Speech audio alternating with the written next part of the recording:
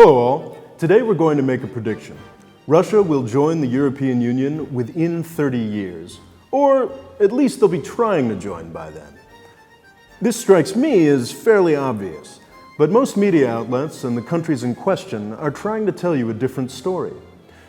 Russia's relationship with the West is worse than it's ever been. Russia is cozying up to China.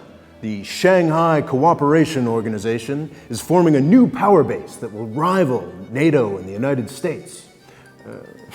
The Shanghai Cooperation Organization is a group of Eurasian countries formed in 1996 that includes Russia, China, and a bunch of stands.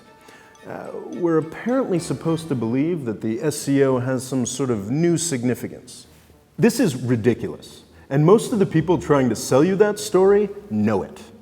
In order to believe that Russia and China are going to form a real alliance, you have to ignore some basic facts about geography, about Russia, about China, and about their shared history. Let's start by looking at the logo of the Shanghai Cooperation Organization. It is centered on a somewhat optimistic projection of local geography from Russia's perspective. But even here, you can get a sense of the potential conflict between Russia and China. They share a 2,600-mile border, and another 2,000-mile border with Mongolia in the middle. If the two countries were evenly matched, or if they were democracies, then maybe this would be okay. But they are neither of those things. China is a rising power with a population of over 1.4 billion people. Russia is a declining power with a population a tenth the size of China's and falling. The only thing the two countries have in common is a significant undercurrent of violent nationalism. Despite the fact that almost all of Russia's population is in the west towards Europe, the oil and gas resources that prop up their system are mostly found in the east, right above China. There actually aren't very many Russians in the eastern parts of Russia, but there are more and more Chinese migrants every year. History should also be considered. This border is not stable.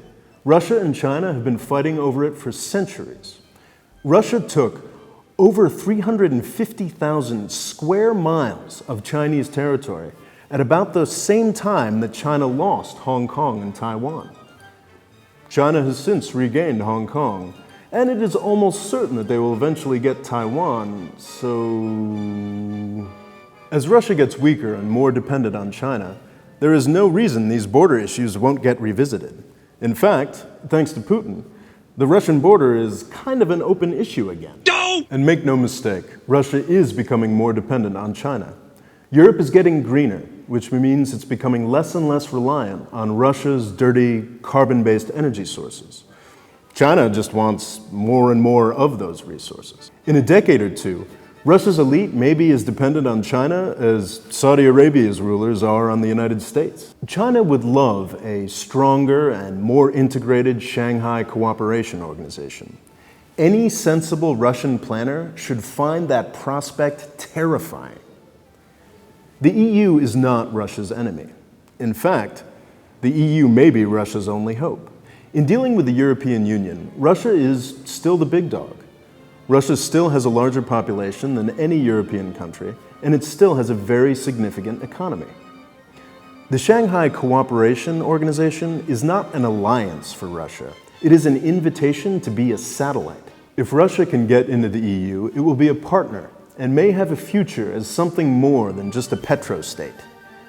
If it sticks with the SCO, it will be nothing more than just another stand. Thanks for watching. Please subscribe.